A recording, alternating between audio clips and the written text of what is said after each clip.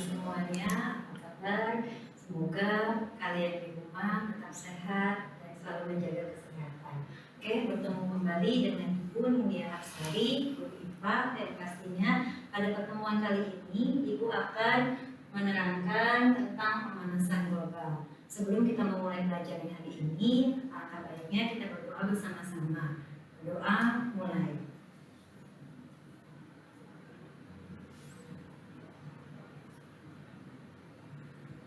Selesai.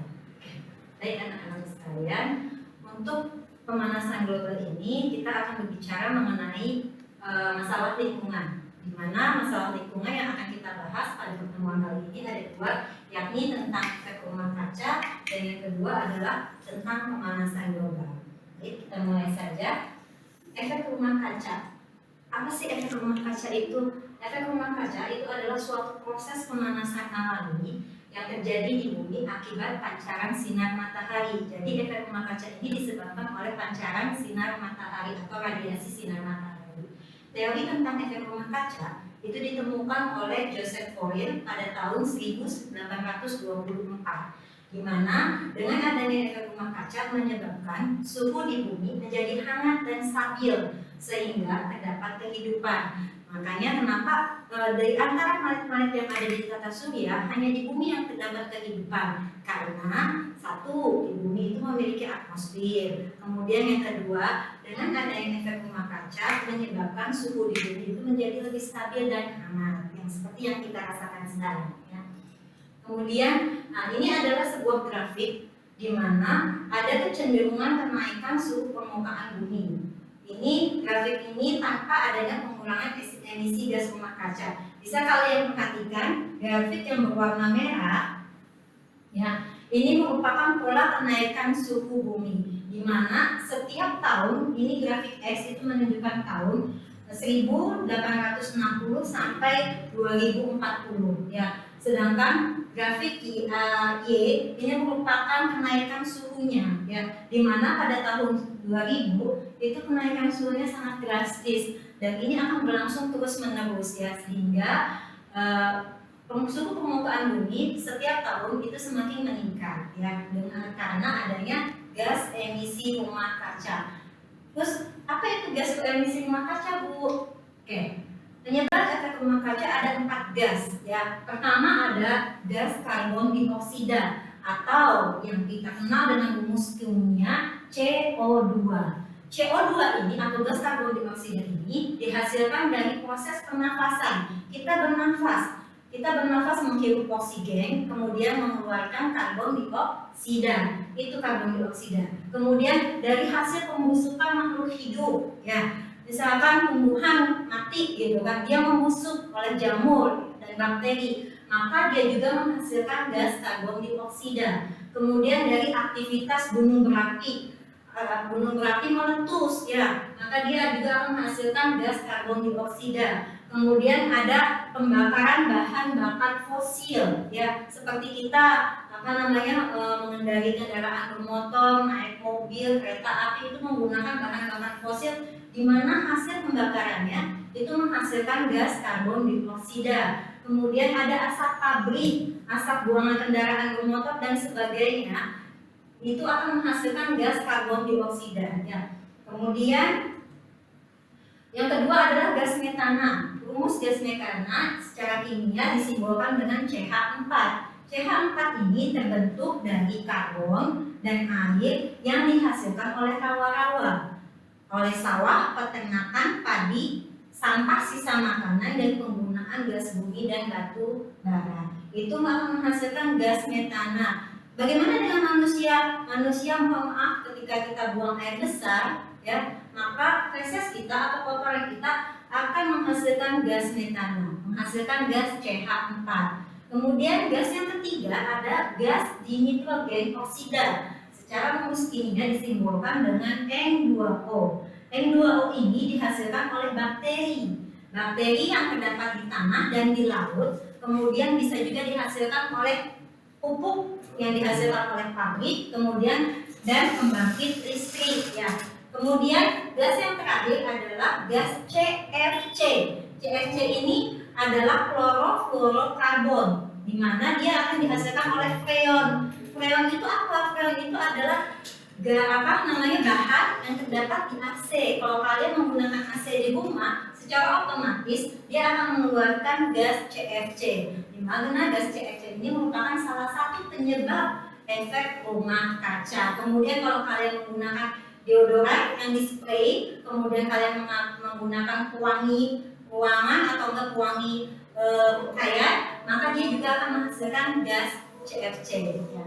Kemudian dampak efek rumah kaca, bagaimana sih dari dampak efek rumah kaca ini? Menurut NASA, gas rumah kaca merupakan gas-gas atmosfer bumi yang berfungsi menangkap panas. Pada intinya, gas rumah kaca ini adalah memerangkap panas, ya. Tetapi gas rumah kaca ini dapat menjaga kestabilan temperatur bumi seperti yang dikatakan di awal, sehingga bumi kita menjadi hangat. Namun, jika terlalu banyak, ini akan memberikan dampak yang tidak baik buat bumi itu sendiri, sehingga suhu bumi akan terus-menerus akan meningkat, ya, terjadilah pemanasan global. Kemudian, ini adalah skema efek rumah kaca, di mana di sini kalian bisa lihat ada sinar matahari. Matahari ini menghasilkan sinar matahari. Ini ada bumi, kemudian bumi kita dilindungi oleh lapisan atmosfer, ya. Lapisan atmosfer yang menjaga bumi agar suhunya tetap stabil. Sinar matahari yang datang ke bumi itu ada 3, ya, di mana sinar matahari akan langsung masuk ke dalam bumi. Sebagian panas matahari diserap oleh bumi, ya, langsung diserap oleh bumi. Yang kedua adalah sinar matahari masuk dan dipantulkan oleh permukaan bumi. Ini ada permukaan bumi sayangnya.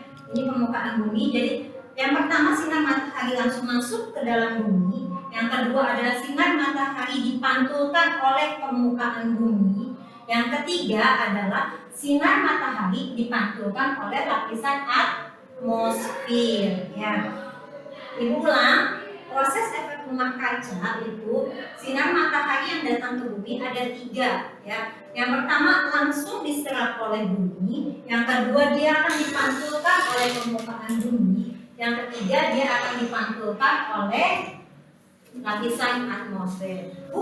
Yang mana sinar matahari yang mana yang dapat menyebabkan efek rumah kaca? Jawabannya adalah sinar matahari yang kedua, di mana sinar matahari yang kedua dan dipantulkan oleh permukaan bumi, dia akan memantul kembali ke luar angkasa. Sebagian diteruskan ke luar angkasa dan sebagian lagi dipantulkan oleh lapisan atmosfer untuk kembali masuk ke dalam bumi. Nah, yang inilah yang akan menyebabkan efek rumah kaca sehingga suhu bumi menjadi lebih hangat dan lebih stabil.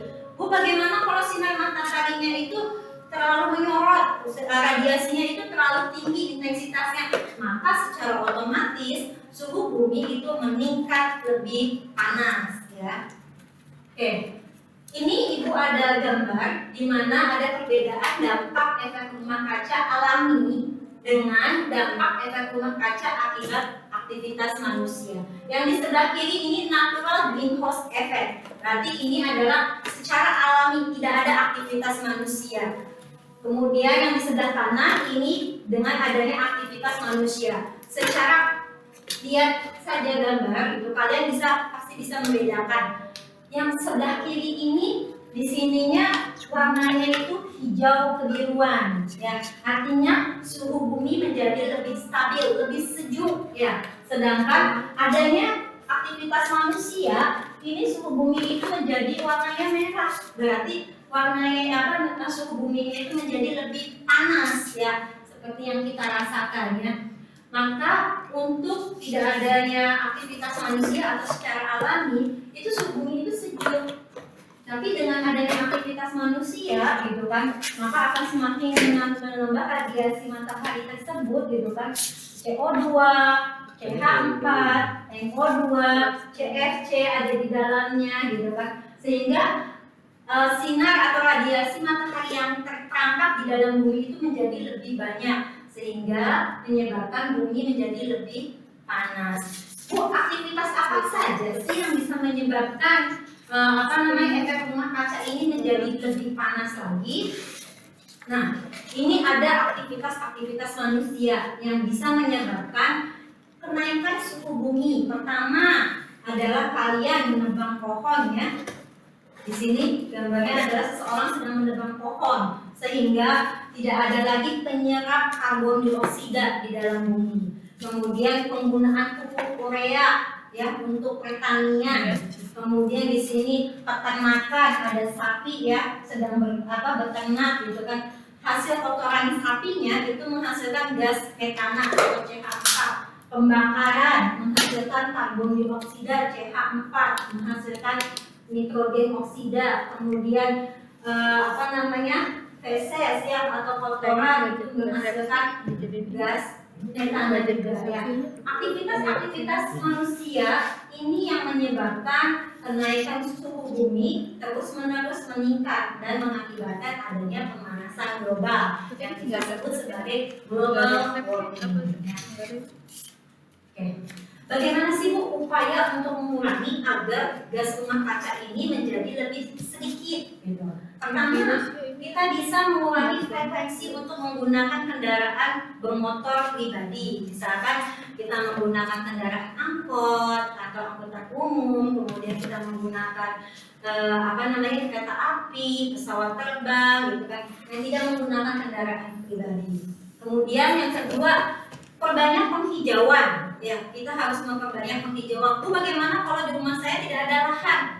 Bisa menggunakan pot ya untuk penghijauan di dalam rumahnya, sekitar rumahnya. Kemudian yang kedua ada yang ketiga efisiensi energi dengan menggunakan energi listrik, bahan bakar minyak, gas dan air dengan bijak. Jadi ketika kalian bermain di luar gitu kan, maka kipas angin, AC, TV yang ada di dalam kamar kalian, lampu yang ada di dalam kamar kalian segeralah matikan gitu kan. Ketika kalian sudah selesai mencuci tangan, maka tutup kerannya ya, jangan menggunakan air ya, jangan boros ya. Kemudian ada mengurangi penggunaan kertas. Bu, apa kaitannya kertas? Kertas itu berasal dari apa? Tanaman, berasal dari pohon. Ya, semakin banyak kita menggunakan kertas, maka kita membutuhkan tanaman ini atau pohon ini semakin banyak. Ya, kalau pohon ditebang bagaimana? Tidak ada yang menyerap karbon dioksida. Kemudian selanjutnya ada mengurangi penggunaan sedotan. Sedotan ya, kalian tahu Indonesia itu penyumbang sampah besar kedua di dunia ya. Maka mulai dari sekarang kalian ubahlah, jangan menggunakan sedotan ya. Kemudian kemasan makanan yang memang sekali pakai, kalian jangan menggunakan seperti yang sekolah kita canangkan bahwa kita mempunyai tumbler dan tempat makan ya, dimana tumbler sama tempat makan ini adalah upaya pengurangan menggunakan kemasan makanan atau minuman sekali pakai ya. Ini juga bisa kalian terapkan di dalam rumah kalian ya. Jadi jangan kalau kalian jajan di sekitar rumah kalian membeli makanannya itu dengan menggunakan makanan atau kemasan yang sekali pakai ya. Mulailah dari diri sendiri ya.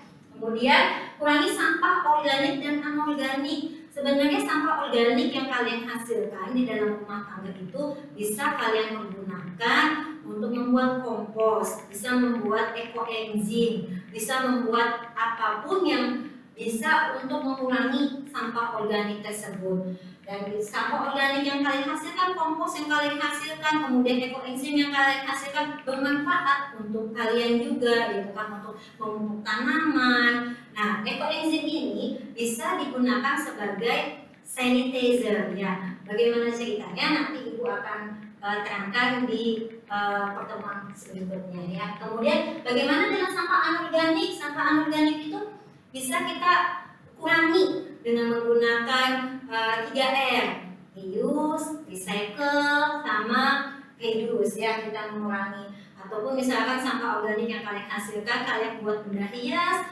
sehingga lebih bermanfaat dan tidak menghasilkan sampah untuk lingkungan kita.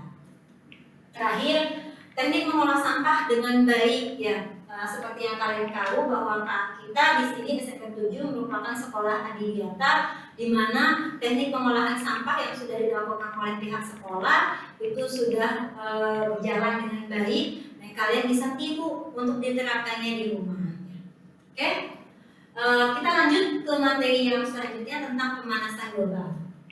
Pemanasan global itu merupakan suatu kondisi di mana terjadi peningkatan suhu rata-rata atmosfer bumi secara bertahap dan dapat mengubah iklim bumi. Ya. Penyebabnya apa, Bu? Yang pertama, penggunaan bahan bakar fosil sebagai pembangkit tenaga listrik. Yang kedua, penggunaan kendaraan bermotor. Yang ketiga, penebangan dan kebakaran hutan. Yang keempat, aktivitas pertanian, peternakan, dan organisme perenik di dasar laut. Kemudian penggunaan teknologi yang melepaskan gas rumah kaca ke atmosfer seperti AC, ya, kemudian pewangi ruangan, spray, kemudian ada aktivitas industri dan penggunaan hairspray atau minyak pengharum. Oke. Gejalanya apa pemanasan global itu? Pertama, musim hujan tidak teratur dan sulit diprediksi. Yang kita rasakan 2 hari yang lalu, Ibu nggak bisa tidur. Kenapa? Karena suhunya sangat-sangat panas, ya. Dimana hari-hari sebelumnya itu hampir setiap hari terjadi hujan. Kemudian 2 hari yang lalu tiba-tiba seharian full tidak hujan dan malam harinya sangat panas sekali, ya. Itu musim hujan, musim yang tidak menentu, ada kadang kemarau, kadang hujan, gitu. Sehingga kita tidak bisa prediksi kapan musim kemarau dari bulan apa sampai bulan apa dan musim hujannya pula dari bulan apa sampai bulan apa.